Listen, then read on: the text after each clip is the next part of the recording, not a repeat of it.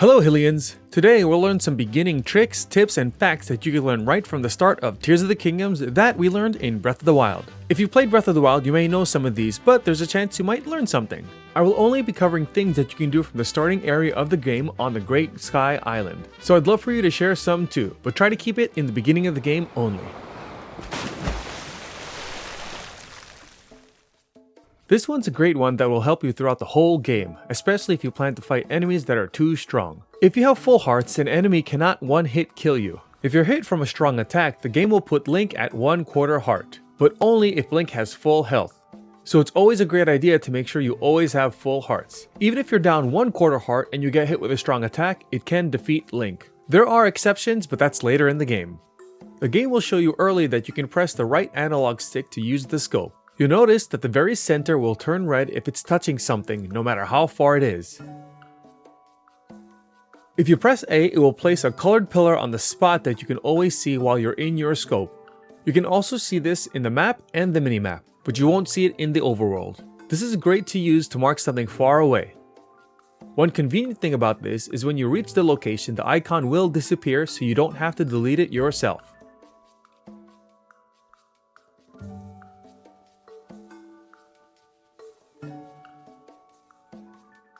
If you don't want the icon to disappear, you can go to your map and change the icon. This is great to use if you want to go back to a location that you couldn't get to before. And using different stamps can help you organize why you marked the spot that you marked. You can cancel an attack animation by jumping. After Link hits an object or an enemy, you can press jump, canceling the ending animation, and this will save you some time. This naturally allows you to do things faster.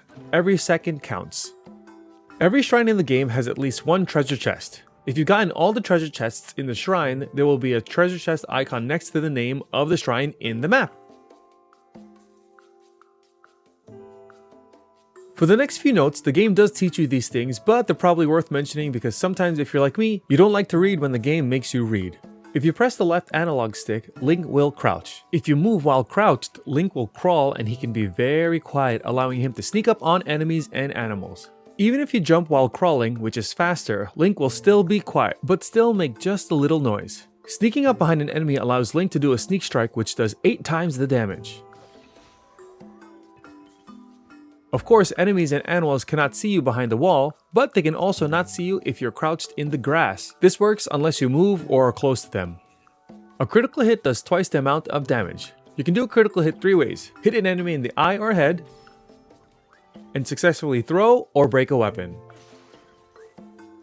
Jump at the right time when an enemy swings and you can do a flurry rush. Press A at the right time while shielding and you can parry attack, which allows you to deflect or return enemies' attacks. Use a bow while in the air to slow down time. You can easily shoot enemies, especially to get a good critical hit in the face.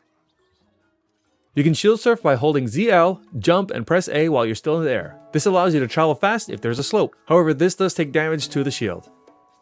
This also gives Link kind of a second jump so he can reach some places he can't reach with a regular jump. You can roast some items instead of cooking and they'll give you a little extra hearts. Here's a brief idea of how cooking works in Tears of the Kingdom. I won't go into great detail, but I'll at least get you to understand how it works. To me, there's 2 categories of materials for cooking. Ones that give Link bonus, and one that adds hearts and or time. If you cook a critter, frogs, bugs, or insects, it must be in combination with a monster part for it to work.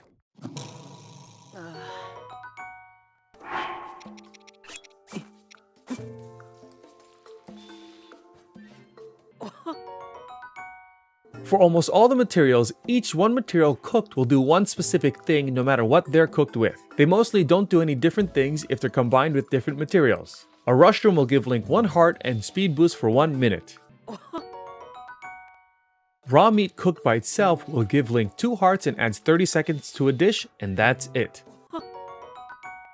So if I combine 1 meat and 1 mushroom, I should get 3 hearts and a speed boost for 1 minute and 30 seconds. There's a few exceptions, but like I said, this is just a brief explanation. For materials that give Link boosts, you cannot combine boosts. A dish cannot add speed and also give cold resistance. For the duration of the boost, each boost will add the same amount of time of a duration. For example, a speed ingredient always adds 1 minute each. All cold resistant ingredients are each 2 minutes and 30 seconds. These are just some examples, so I don't want to spoil more things for you. However, some materials give different levels of its boosts. For example, stam bulbs give 20% of a stamina wheel, but other materials can give more percentage of a stamina wheel. That's later in the game. You can increase the duration and/or hearts of a dish by adding secondary category items like eggs, meat, sky shrooms, apples, and more. So to me, the meal name doesn't actually matter. These are Tears of the Kingdom beginner tips and tricks that we learned from Breath of the Wild. If you have more, feel free to share them so we can all learn. Thanks for watching, consider subscribing or at least checking out the channel for more Zelda content, and I'll see you next time!